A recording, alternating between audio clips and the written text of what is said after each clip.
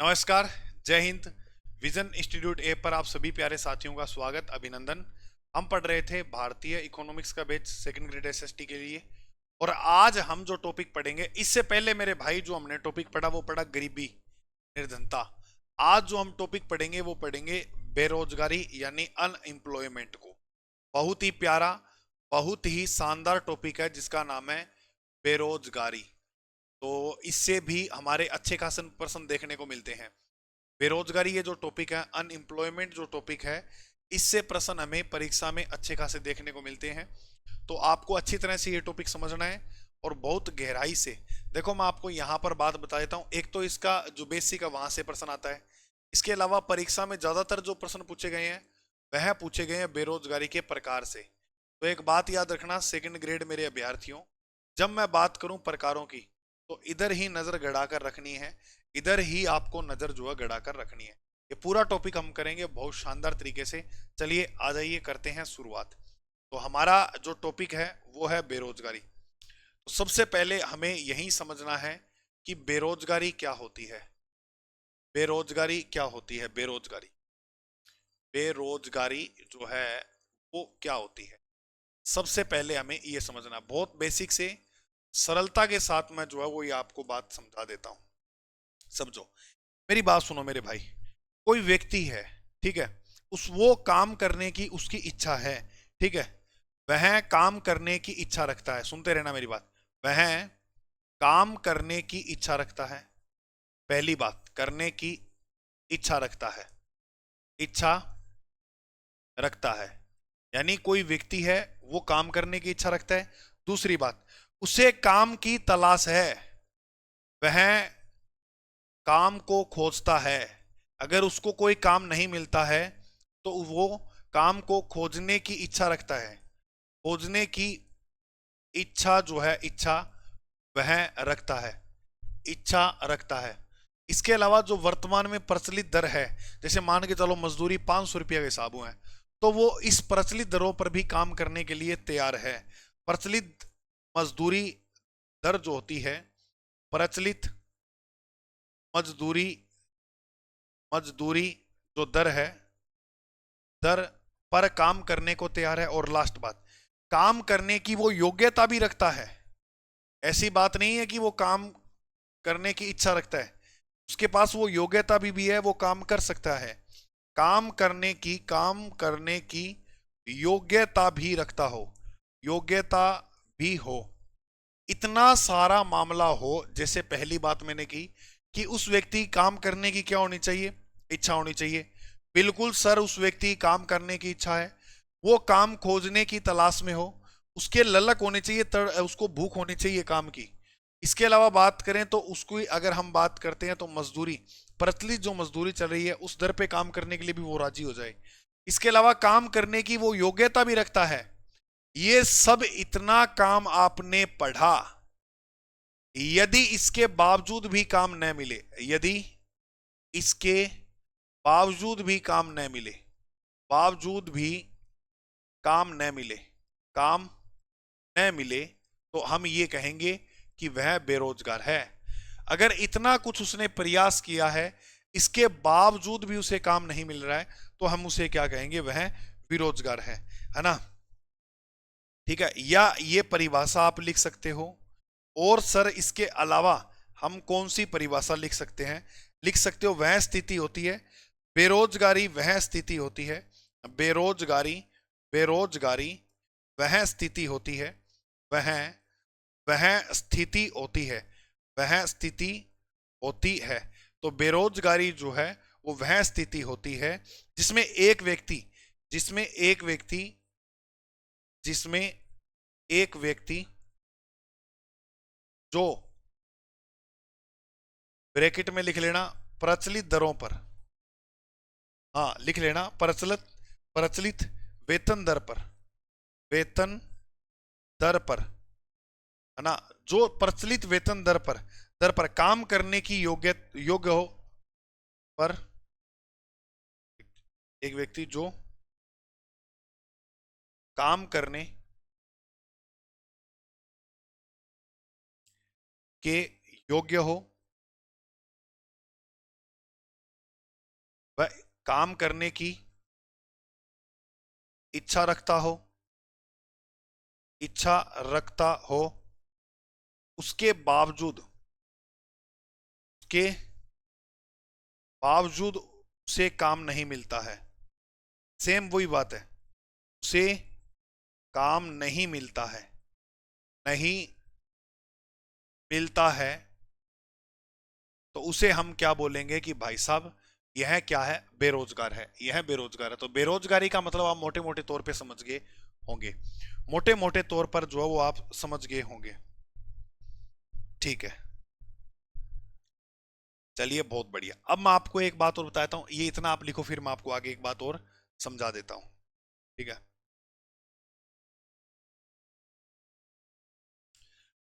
देखो, जो रोजगार होता है, रोजगार का मतलब है जो हमें काम मिला है। जैसे मान लो मुझे काम मिला है पढ़ाने का, तो ये मेरा रोजगार है।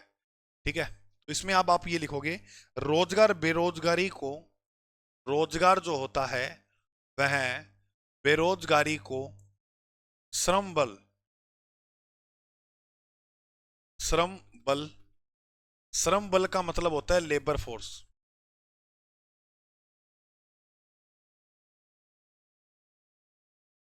श्रम बल का मतलब क्या होता है, लेबर फोर्स।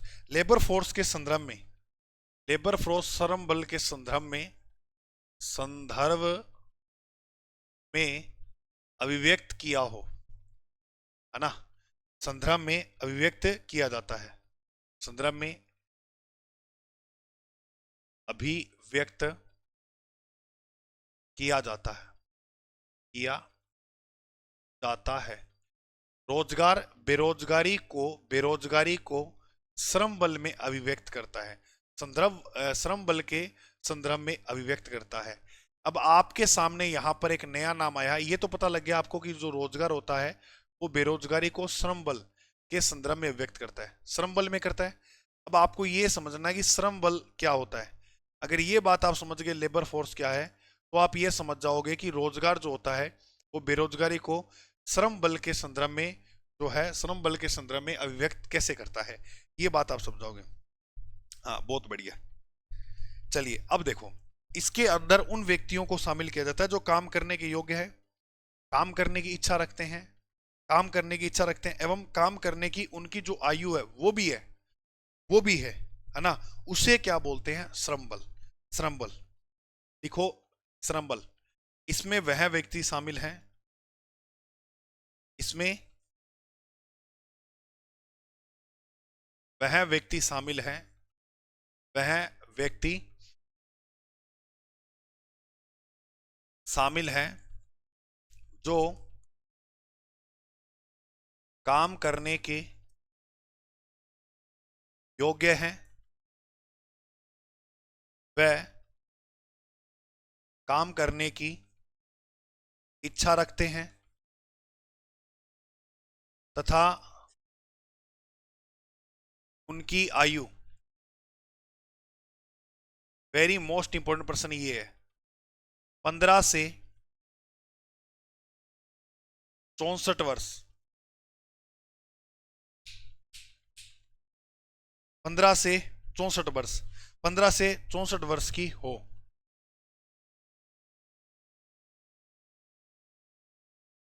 श्रम बल में जो आयु दी गई है वो कितनी दी गई है, श्रम बल में जो आयु दी गई है वो 15 से 64 वर्ष की जो आयु है वो दी गई है।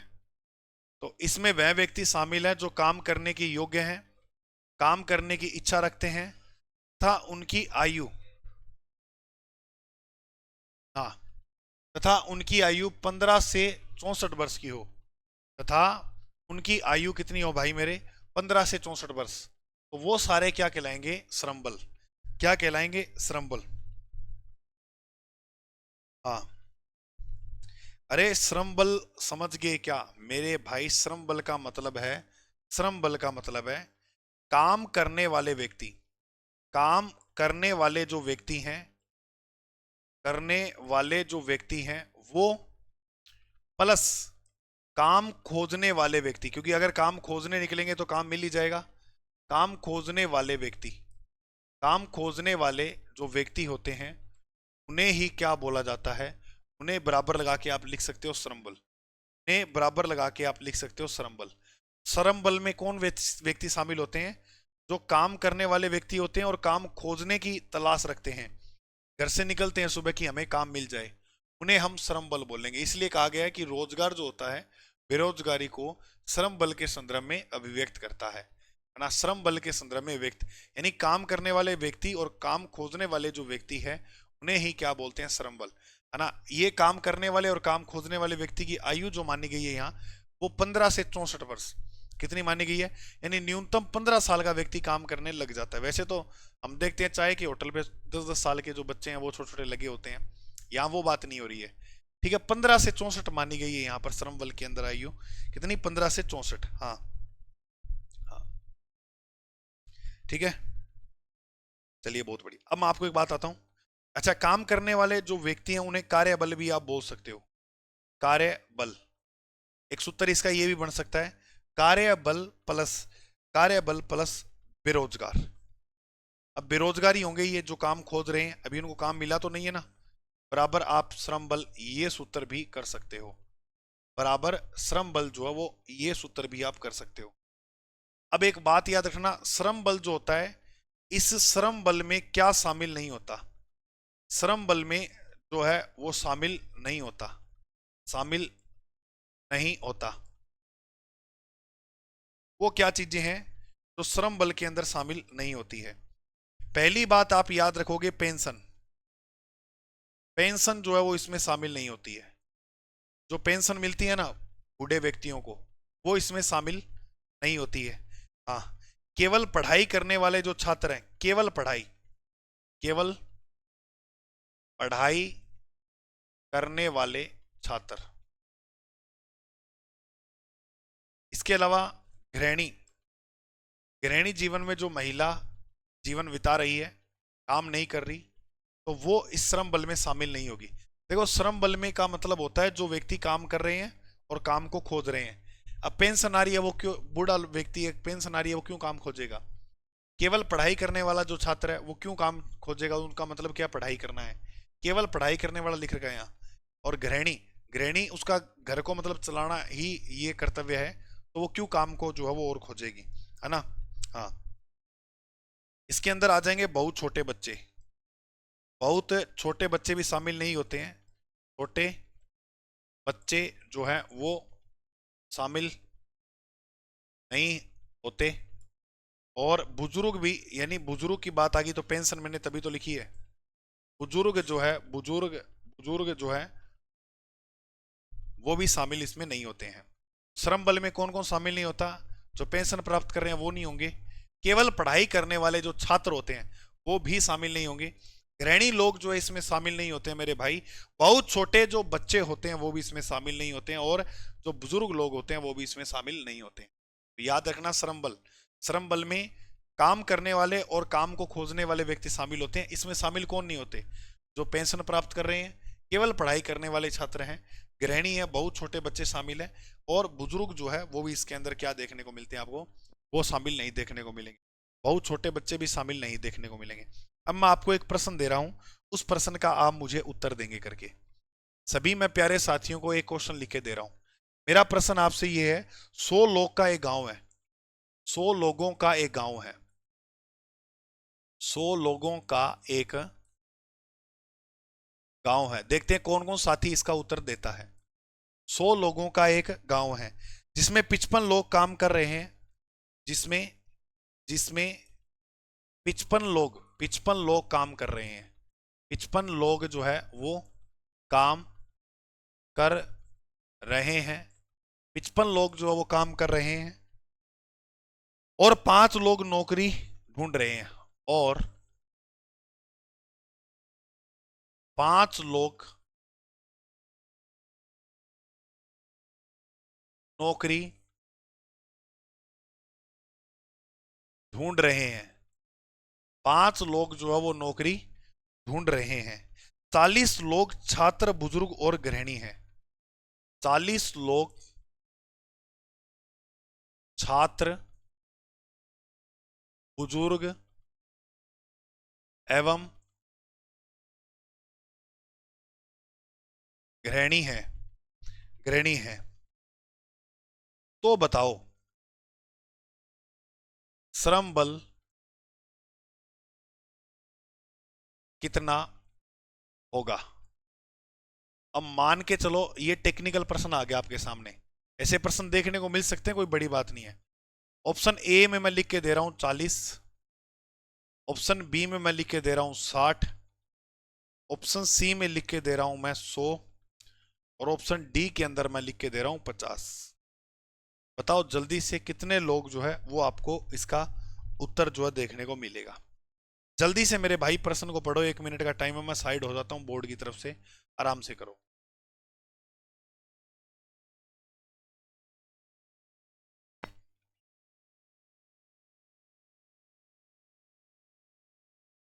आराम से करो, अभी मैंने आपको ये समझाया अच्छे तरीके से, प्रश्न गलत नहीं होना चाहिए मेरे भाई आपका। देखो यहां पर पहली बात तो याद रखना, क्या पूछा गया, श्रम बल के बारे में। श्रम बल क्या होता है, श्रम बल वह है कि जो लोग काम कर रहे हैं, काम कर रहे हैं प्लस जो काम को खोज रहे हैं, काम को खोज रहे हैं, वही आएंगे इसमें तो। ठीक है, तो 100 लोग हैं टोटल, एक गांव में कितने लोग हैं टोटल, 100 लोग, जिसमें से 55 लोग काम कर रहे हैं। कितने लोग काम कर रहे हैं, 55 लोग, प्लस 5 लोग नौकरी खोज रहे हैं, 5 लोग जो है वो नौकरी ढूंढ रहे हैं, 40 लोग छात्र बुजुर्ग एवं गृहिणी हैं। तो श्रम बल क्या होगा, यहां पर उत्तर जो आएगा ना वो आएगा मेरे भाई 60। 60 लोग जो है वो किसमें शामिल है, वह श्रम बल में शामिल है। क्यों गुरुजी, क्योंकि यहां पर दिया 40 लोग छात्र हैं, बुजुर्ग एवं गृहिणी हैं।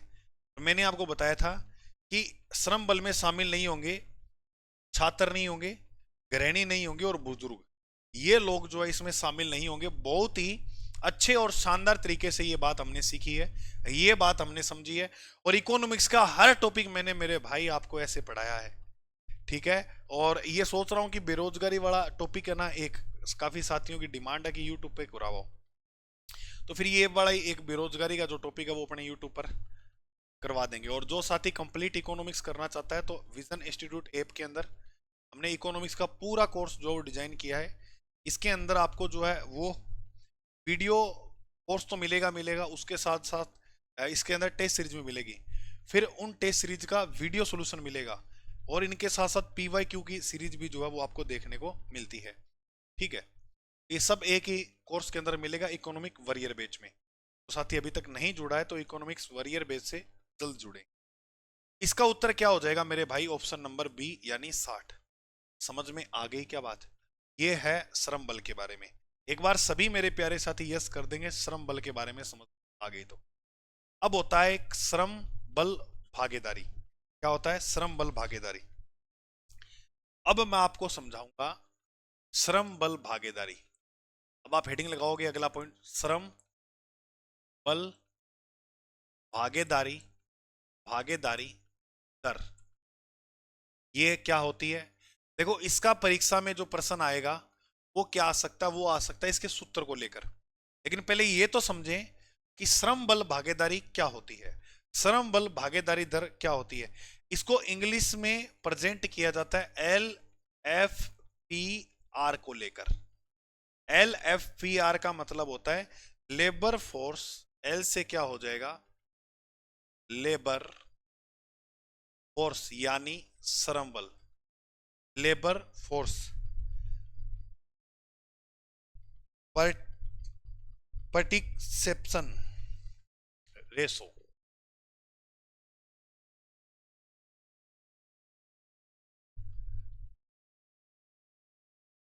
Perception ratio, perception ratio, labour force perception ratio.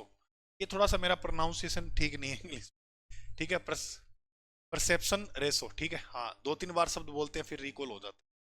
इसका मतलब होता है श्रम बल भागीदारी दर, श्रम बल भागीदारी दर, ठीक है, श्रम बल भागीदारी दर। अब मैं आपको इसमें प्रश्न बताऊंगा कैसे टेक्निकल बनते हैं परीक्षा में, और जो PYQ के अंदर पूछे गए हैं ना प्रश्न, उन प्रश्नों को भी अपने शानदार तरीके से जो वो क्या करेंगे, हल करेंगे। देखो, अब अगर हम बात करते हैं तो श्रम बल भागीदारी की बात करते हैं, तो श्रम बल जो लोग काम कर रहे हैं और जो लोग काम खोजने की इच्छा रखते हैं, जो लोग काम खोजने की इच्छा रखते हैं, उनका आंकड़ा यहां पर निकाला जाता है।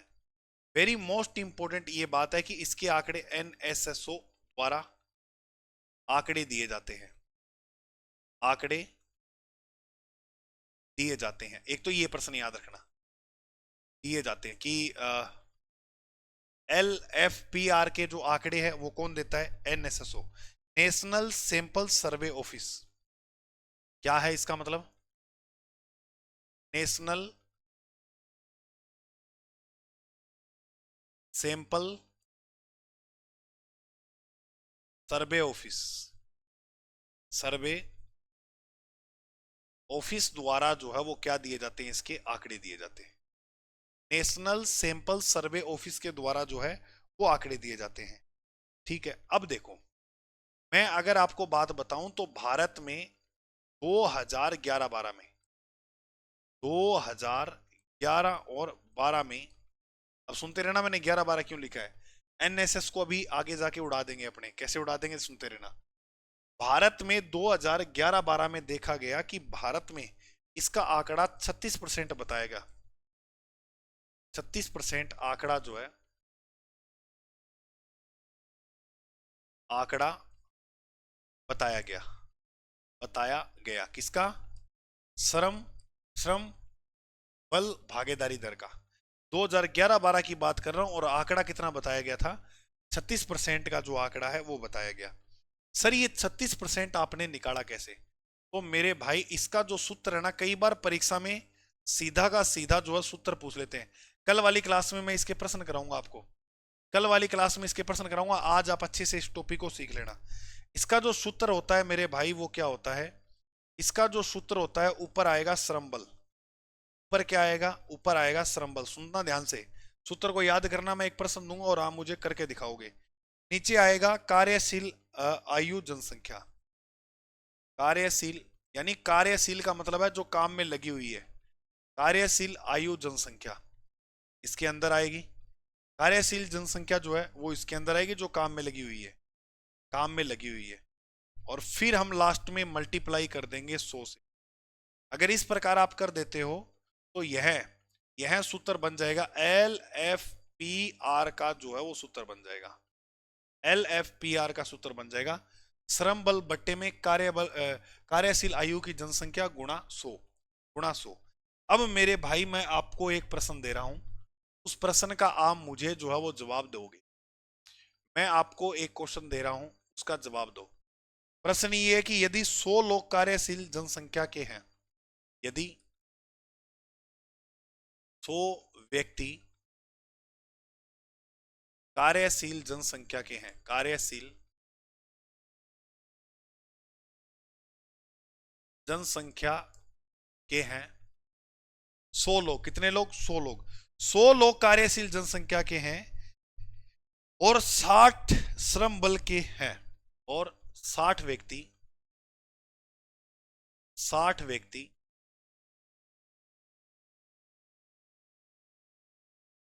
श्रम बल के हैं, श्रम बल के हैं, श्रम बल के हैं, श्रम बल के हैं, तो कितने परसेंट लोग, तो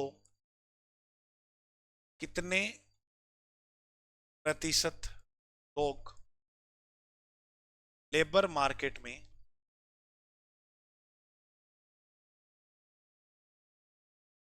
तो कितने परसेंट लोग लेबर मार्केट में एक्टिव हैं, में एक्टिव हैं, करो। Option A 80%, option B 60%, option C 2, और ऑप्शन डी हो जाएगा 32%। बताओ मेरे भाई इसका राइट उत्तर क्या होगा। क्या लिखा है कि यदि 100 व्यक्ति कार्यशील जनसंख्या के हैं और 60 व्यक्ति श्रम बल के हैं, तो कितने परसेंट लोग जो है लेबर मार्केट में एक्टिव रहेंगे, कितने लोग जो है वो एक्टिव रहेंगे। यहां पर आपको श्रम बल भागीदारी दर निकालनी है। लेबर मार्केट में एक्टिव रहने का मतलब है LFPR, ये निकालनी है। लेबर फोर्स जो है वो मार्केट में कितनी एक्टिव रहेगी। तो इसका सूत्र मैंने आपको बताया था, ऊपर आएगा श्रम बल, श्रम बल नीचे आएगी कार्यशील जनसंख्या। देखो कई बार सेकंड ग्रेड में बहुत ऐसे देखने को मिलता है, आपको मैं कंसेप्ट तो वही करवा रहा हूं, चीजें वही करवा रहा हूं, लेकिन एग्जामिनर क्या करता है सेकंड ग्रेड में, इस प्रकार की लैंग्वेज का यूज कर लेता है कि बताओ यदि 100 व्यक्ति कार्यशील जनसंख्या के हैं और 60 व्यक्ति श्रम बल के हैं। अब आपको देखो ये बात मैंने बताई है कि श्रम बल और कार्यशील जनसंख्या अगर आंकड़े में दी जा रही है तो हमें क्या निकालना होगा, हमें निकालना होगा LFPR। ठीक है, तो यहां बस इतना ही चेंज किया है, श्रम बल के तो कितने परसेंट लोगों लेबर मार्केट में एक्टिव रहेंगे, तो कितने परसेंट, यानी यही तो अपने निकाल रहे हैं कि एक्टिव कितने लोग हैं, वही तो निकाल रहे हैं आंकड़ा। श्रम बल यहां पर कितना दिया गया, श्रम बल 60, 60 ऊपर आएगा, नीचे कार्यशील जनसंख्या टोटल 100 लोगों की है और मल्टीप्लाई हम किससे कर रहे हैं, 100 से, आगे में परसेंटेज आएगा निकल के, 100 में से 100 गया, बचा कितना 60, 60% जो है वो आपको यहां पर लेबर मार्केट में एक्टिव मिलेगी। इसका प्रश्न का राइट उत्तर क्या हो जाएगा, बी नंबर ऑप्शन राइट हो जाएगा। बी नंबर उत्तर जो है वो इसका क्या हो जाएगा, राइट। एक बार फिर सुनो ध्यान से कि श्रम बल भागीदारी दर के आंकड़े NSSO जारी करता है। भारत में 2011-12 में 36% आंकड़ा जो है वो बताया जा रहा है इसका।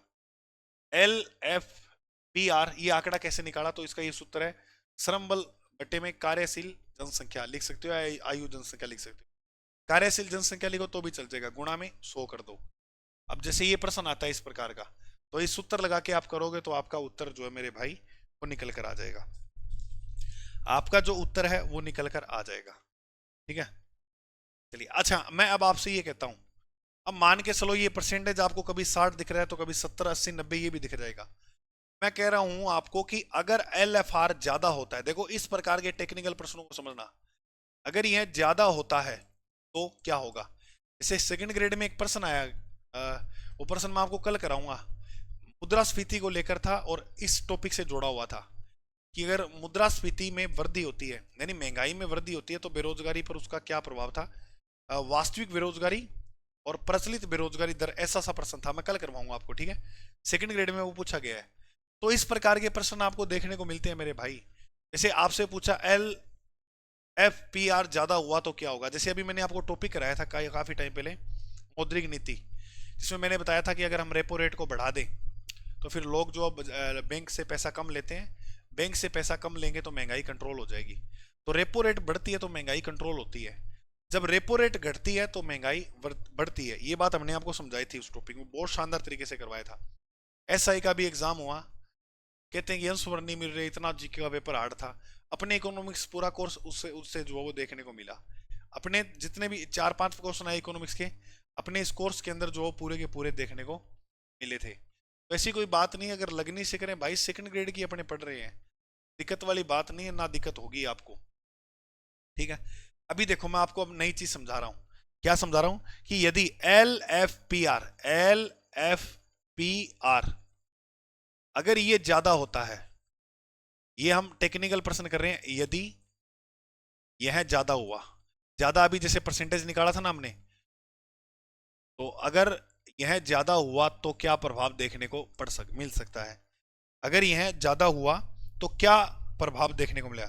इसका ज्यादा होने का मतलब क्या है, ज्यादा होने का मतलब है अगर ये मेरे भाई ज्यादा हुआ तो आप ये देखोगे इस देश के अंदर कि लोगों को जॉब ज्यादा मिल रही है ना, ज्यादा लोगों को जॉब में है ना, क्योंकि श्रम बल का मतलब मैंने बताया था जो लोग काम कर रहे हैं, यानी फिर इससे क्या आपको मिलेगा कि ज्यादा लोग जो वो जॉब में है, ज्यादा लोग जो है वो जॉब में है, जॉब्स में है, यानी ज्यादा लोग जॉब में, पहली बात। दूसरी, ज्यादा लोग जो है या तो जॉब में है या काम खोज रहे हैं, काम खोज रहे, बैठे नहीं है ये, काम खोज रहे हैं, तो ये भी इसी के अंदर आएंगे। ये जो लोग काम खोज रहे हैं ये भी तो इसी के अंदर आएंगे ना। और फिर यहां की आपको क्या देखने को मिलेगी, इकोनॉमिक्स एक्टिव देखने को मिलेगी। क्या देखने को मिलेगी, यहां की इकोनॉमिक्स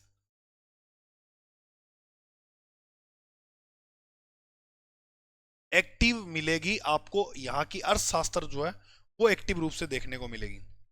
और इसके साथ आप ये भी यहां देखोगे कि महिलाओं की भागीदारी यहां पर बढ़ती हुई नजर आएगी।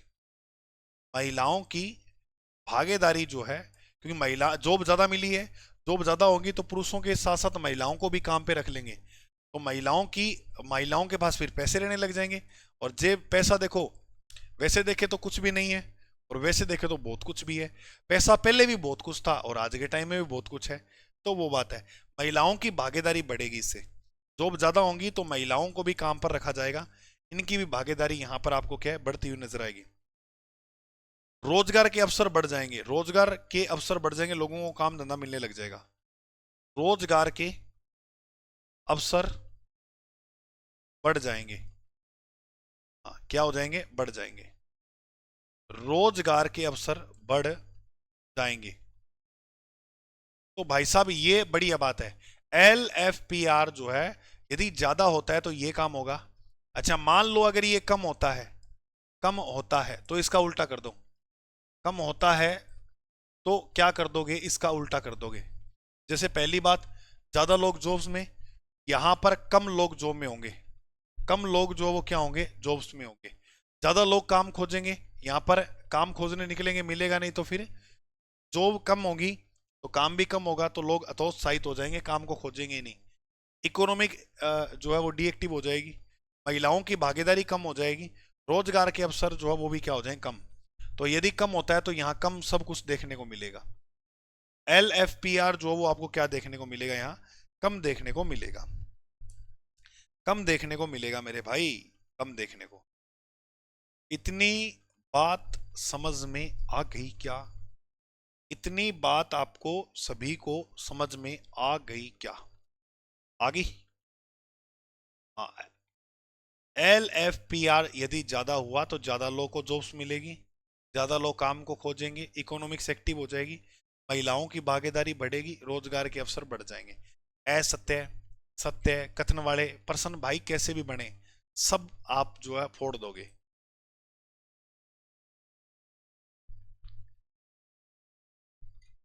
सब क्वेश्चनों को फोड़ दोगे। अब मैंने आपको अभी तक आपने यही पढ़ रखा है ना, LFR, सॉरी LFPR पढ़ रखा है। आज मैं आपको PLFS भी पढ़ाता हूं। PLFS क्या है, ठीक है, तो ये तो हो गया पुराना तरीका LFR। अब नया तरीका जो आया है PLFS, PLFS।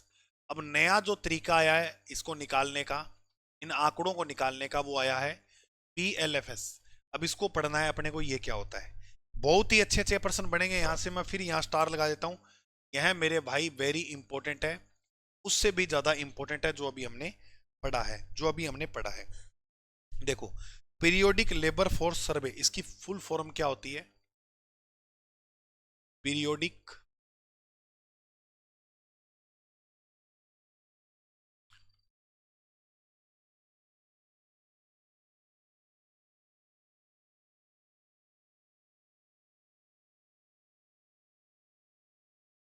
Labour force survey, सर्वे यानी पीरियोडिक लेबर फोर्स सर्वे।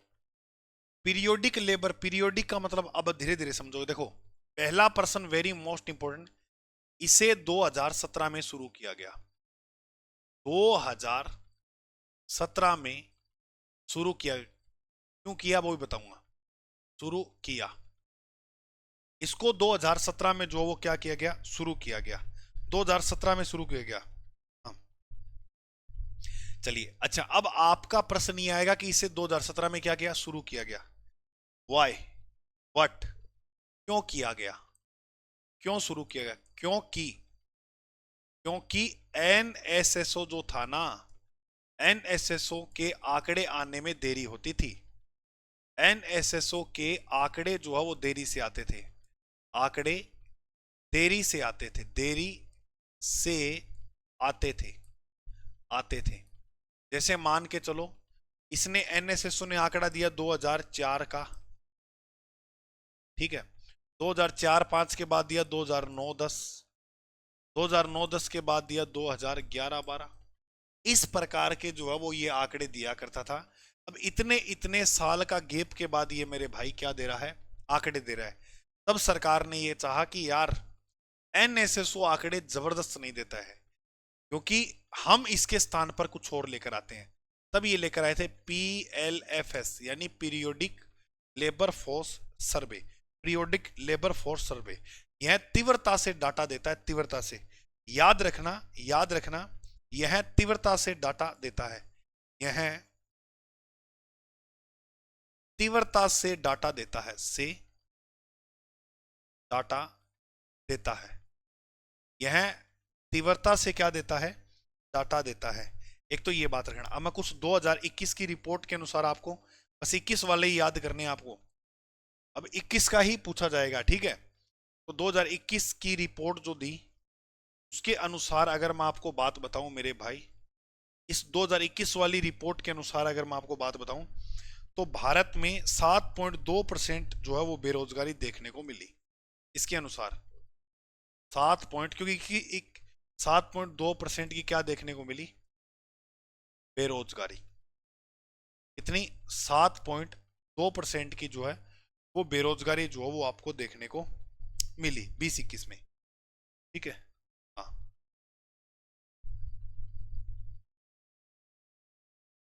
के बाद इसी रिपोर्ट के अनुसार कृषि क्षेत्र में नियोजित यानी काम कर रहे, कृषि क्षेत्र में नियोजित श्रम बल, श्रम बल ये आपको देखने को मिलता है 45.5%। कितना देखने को मिलता है, 45.5% इंपॉर्टेंट है। 45.5% जो है मेरे भाई वो क्या है, इंपॉर्टेंट है। तो 2020-21 पूरा आंकड़ा लिख लेना। 2020-21 की यदि बात करते हैं, 7%, 2% लोग जो उनमें बेरोजगारी थी। और कृषि क्षेत्र में नियोजित श्रम बल जो देखने को मिलता है वह 45.5%। 45.5% का जो वो देखने को मिलता है, देखने को मिलता है। क्लियर, शाबाश। अब हम याद करेंगे कि PLFS का सूत्र क्या होता है। PLFS का जो सूत्र होता है वो क्या होता है गुरुजी? तो इसका सूत्र होता है मेरे भाई, इसका जो सूत्र होता है वह होता है बेरोजगार, बेरोजगार, बेरोजगार बट्टा में श्रम बल। इसके बट्टा में आएगा श्रम बल, याद रखना। और गुणा में क्या कर देंगे हम, 100 कर देंगे तो उत्तर निकल कर आ जाएगा। बेरोजगार बट्टा में श्रम बल, गुणा में क्या कर देंगे, 100। अब मैंने आपको एक बात बताई थी कि यह जो आंकड़े देता है वो तीव्रता से देता है। यह जो आंकड़े देता है वो क्या देता है, तीव्रता से देता है, ठीक है। चलिए, अब इसके द्वारा जो है वो 3 तरह से आंकड़े जो वो दिए जाते हैं, 3 इंपोर्टेंस के आंकड़े जो है दिए जाते हैं। तो लिखना, इसमें क्या लिखोगे, यह 3 सबसे इंपोर्टेंस चीजें देता है। ये जो है ना PLFS, यह 3 सबसे महत्वपूर्ण चीजें देता है। 3 महत्वपूर्ण चीज जो है वो ये देगा।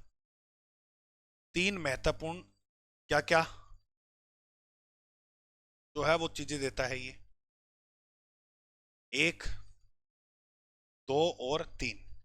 नंबर 1 पर पढ़ेंगे अपने, ये LFPR के आंकड़े भी देता है।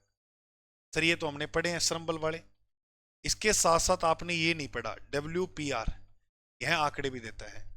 उसके साथ साथ ये UR के आंकड़े भी जारी करता है। देखो इतने इतने आंकड़े जारी करता है। वो पहले वाला तो एक ही आंकड़े जारी कर रहा था, LFPR वाले सिर्फ। अब ये WPR और UR के भी आंकड़े जारी करता है।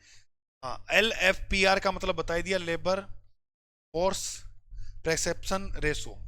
या परसेप्शन रेट भी हम बोल सकते हैं। रेशो का मतलब प्रतिशत होता है, रेट आएगा यहाँ, आ गया वो। रेशो का मतलब तो प्रतिशत होता है, रेट आएगा यहाँ।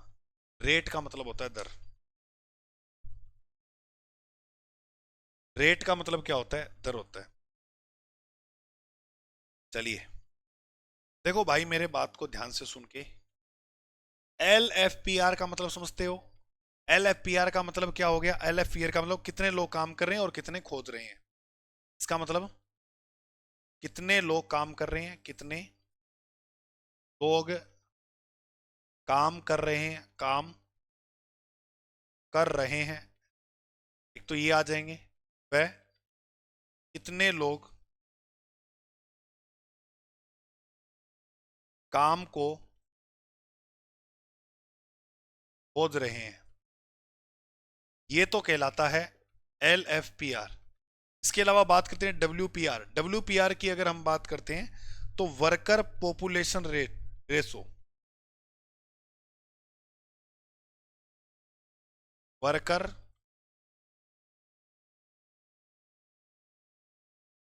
Population ratio. Worker population ratio की बात करते हैं तो कितने लोग वास्तव में काम कर रहे हैं, ये वो बात बोलता है। ये आंकड़े देता है कि वास्तव में कितने लोग काम कर रहे हैं, कितने लोग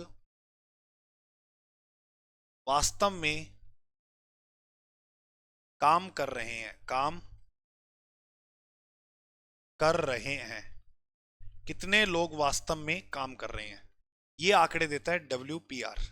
इसके अलावा बात करते हैं U R, unemployment rate. Unemployment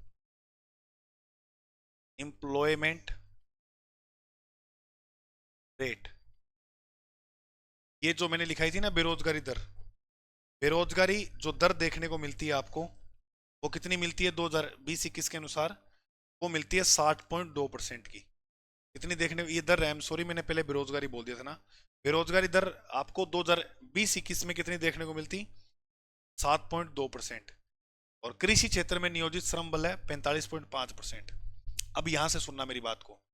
L F P R की अगर अपने बात की, ये 36% आंकड़ा बताया था मैंने उसमें। डब्ल्यू पी आर की अगर अपने बात की तो वर्कर पॉपुलेशन रेशो, यानी कितने लोग वास्तव में काम, ये आंकड़े देता है। इसके अलावा यू आर, अनएम्प्लॉय रेट, श्रम बल में से कितने लोगों को काम नहीं मिलता। श्रम बल में जो काम, श्रम बल में कितने लोगों को काम नहीं मिलता, कितने लोगों को काम नहीं मिलता, ये उसकी रेट बताता है। जैसे मेरी बात सुनो ध्यान से, आपको पता है श्रम बल का मतलब है जो लोग काम करने की इच्छा रखते हैं, या अपने कहते हैं कि जो लोग काम कर रहे हैं और जो काम को खोज रहे हैं, वो लोग आएंगे श्रम बल में। अब श्रम बल में वो आएंगे जो काम कर रहे हैं, जो काम को खोज रहे हैं। लेकिन श्रम बल में कितने लोगों को काम नहीं मिलता? अब जो काम खोज रहे हैं उनमें से ऐसे थोड़ी है कि सभी के सभी को काम मिल जाएगा, कुछ लोगों को जो है काम नहीं मिलेगा, तो वो क्या कहलाएंगे? यू आर, यानी अनएम्प्लॉयमेंट रेट के अंदर जो वो शामिल होंगे। 2025 के अनुसार अगर अपने बात करते हैं तो ये है कितनी है? 3.1%। 1% आपको 3.1% जो है देखने को मिलती है U R. P L F S बहुत इंपॉर्टेंट है भाई, ये आंकड़े बहुत तीव्रता से देता है, बहुत तीव्रता से जो वो आंकड़े देता है। हाँ, बहुत बढ़िया। ठीक है, अच्छा मैंने कहा ना जैसे नियोजित शब्द आया है, नियोजित का मतलब क्या होता है? जैसे कृषि नियोजित में लगे हैं, तो नियोजित का मतलब होता है जो काम में लगे हुए हैं और जो पैसे कमा रहे हैं उन्हें नियोजित बोलेंगे। ये बात याद रखना, लिख लो या तो नीचे नोट लगा लिखो नियोजित। नियोजित में लिखो जो लोग किसी काम में लगे हैं और आय कमा रहे हैं, वह नियोजित है, ये लिख लेना। अब आपको मैं एक बात बता देता हूं कि 2025-26 में इनमें एक नया बदलाव किया गया। 2025 और 26 में एक नया बदलाव आता है, इसमें नया बदलाव लाया गया। 2025-26 में इनके अंदर एक नया बदलाव लाया। किसके अंदर? ये जो मैं आपको पढ़ा रहा हूं, पी एल एफ एस,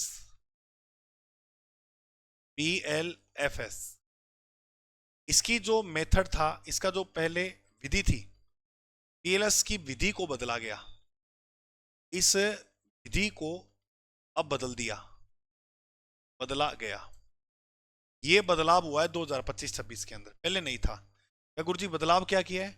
इसके अंदर बदलाव जो आपको देखने को मिलेंगे वो 3 तरह से देखने को मिलेंगे। अभी ये जो अपनी रिपोर्ट, ये समझना है, बहुत इंपॉर्टेंट है। मैंने कहा था ना पीएलएफएस ऐसे नहीं, आपकी किताबों में पूरी जानकारी नहीं है पीएलएफ के बारे में। बहुत मुश्किल से गूगल वगैरह से जुटाकर बहुत अच्छा शानदार ये स्रोत तैयार किया, ये कंटेंट तैयार किया है। तो आपको मैं ये बात कहूंगा कि आप इसको अच्छी तरह से समझना, प्रश्न देखने को मिल जाएगा यहाँ से आपको।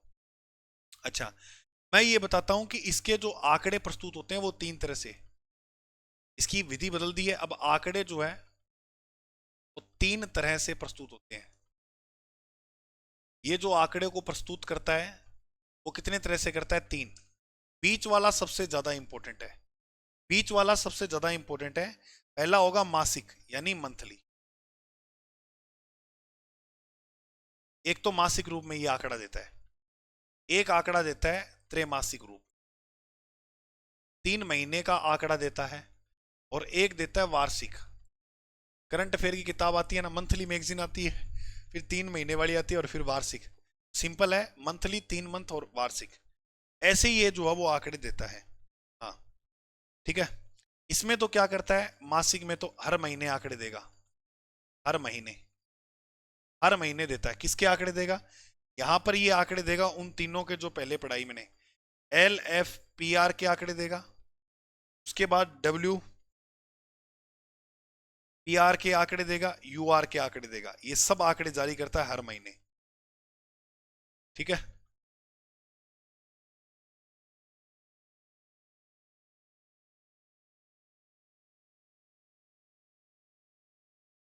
ये हर महीने आंकड़े जारी करेगा।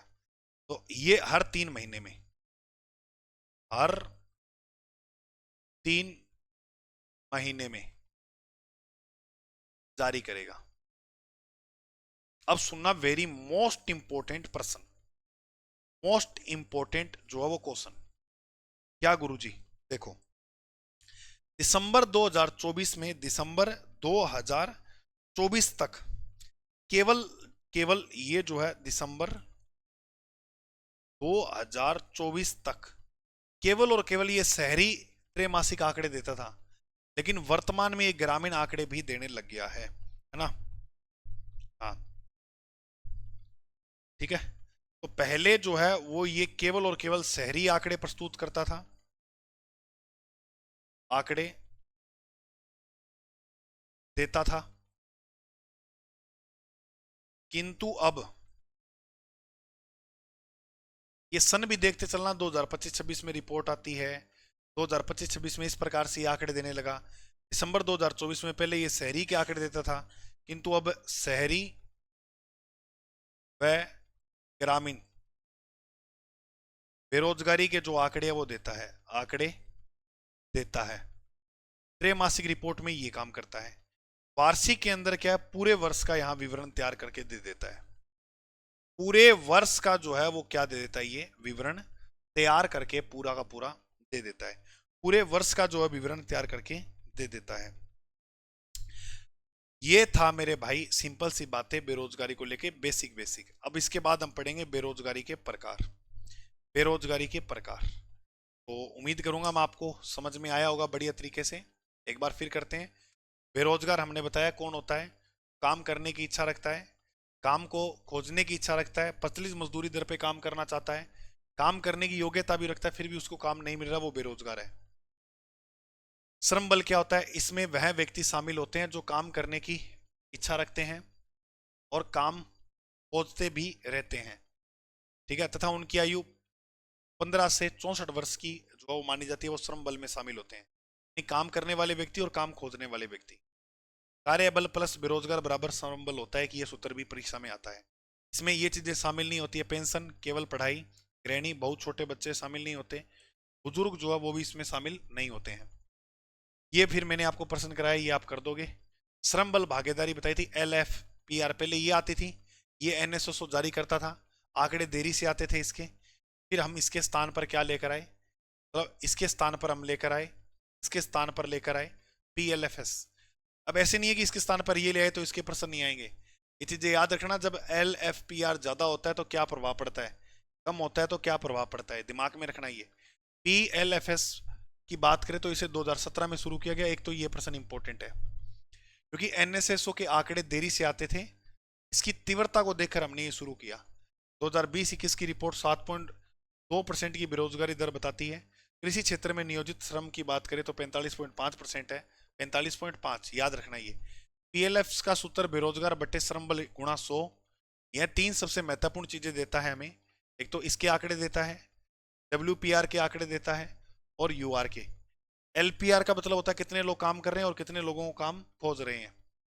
इसमें लिखा था जो वास्तव में कितने लोग काम कर रहे हैं, कितने लोगों को काम मिला हुआ है, ये वो आंकड़े देता है। UR का मतलब श्रम बल में कितने लोग जो वो काम ही नहीं मिला उनको। 3.1% आंकड़ा याद रखना 2025 वाला।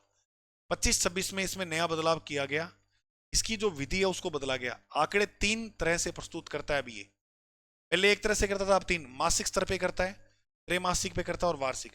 मासिक स्तर पे इन तीनों के आंकड़े देता है, त्रैमासिक में ग्रामीण और शहरी दोनों के आंकड़े देता है। पहले दिसंबर 2024 तक ये सिर्फ शहरी के आंकड़े देता था, अब गांव के भी आंकड़े इंक्लूड हो गए हैं। वार्षिक ये पूरे वर्ष का पूरा जो चिट्ठा होता है बेरोजगारी का, वो तैयार करके जो है मेरे भाई उपलब्ध करा देता है वो। ठीक है, तो ये टॉपिक था। अभी आगे और होगा, बेरोजगारी के प्रकार पढ़ेंगे, चाहे हेडिंग लगा के छोड़ दो। अगली क्लास में हम पढ़ेंगे बेरोजगारी के प्रकार। ठीक है दोस्तों, तो मिलते हैं अगली क्लास में। सिंपल सा टॉपिक है, कर लेंगे और इससे प्रश्न अच्छे खासे आते हैं। ठीक है, 2 या 3 ये प्रश्न आपको वेटेज में देखने को मिलेगा। 2 प्रश्न आप मान के चलना इस टॉपिक से, और इससे पहले वाला जो टॉपिक है उससे भी एक दो प्रश्न, यानी गरीबी वाले टॉपिक से भी 1-2 प्रश्न आते रहते हैं। अगर मेरे पास यहाँ पर पेज है तो मैं थोड़ा 1 मिनट आपके साथ डिस्कस कर लेता हूँ। 1 मिनट आपके साथ जो मैं डिस्कस कर लेता हूँ। ठीक है, हाँ गया पेज, ये रहा। ये अपना इकोनॉमिक्स का जो है वो आपको बेच देखने को मिल रहा है। इकोनॉमिक्स बेच की अगर अपने बात करते हैं मेरे भाई, तो यहाँ मांग और पूर्ति की मूल अवधारणा ये करवा दिया मैंने, राष्ट्रीय आय करवा दी, आर्थिक और विकास जो वृद्धि वो करा दिया, मुद्रा करा दी, मुद्रा अर्थ और कार्य, मुद्रा आपूर्ति के मापक, केंद्रीय बैंक और वाणिज्य बैंकों कार्य करा दे, मुद्रास्फीति करवा दी, केंद्रीय प्रवृत्ति माप ये नहीं कराया। भारतीय अर्थव्यवस्था की वृद्धि, क्षेत्रीय विश्लेषण योगदान जो है ये टॉपिक हो गया ना, ये भी नहीं हुआ शायद। भारत में आर्थिक सुधार ये भी नहीं हुआ। गरीबी और बेरोजगारी ये हो गया, ये बेरोजगारी वाला चल ही रहा है। और एक टॉपिक ये रह गया, 4 टॉपिक रह गए, बाकी सारे करवा दिए, कंटिन्यू हो जाएंगे। और ये साख वाला टॉपिक भी मैंने ऐड कर दिया, चलो एक बार देख लेना।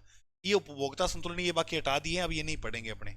ठीक है, साख टॉपिक 30 मिनट का है तो वो मैंने कहा चलो करवा देते हैं। मान लो कोई पर्सन इनडायरेक्ट रूप से पूछ लेता है, साख एक अच्छी जो है वो टॉपिक है, तो मैंने सोचा पूछ लेंगे, 30 मिनट में वो भी मैंने आपको करवा दिया। ये पूरा जो वीडियो कोर्स है वो भारतीय इकोनॉमिक्स का वरियर बैच वो विजन ऐप पर आपको मिल जाएगा।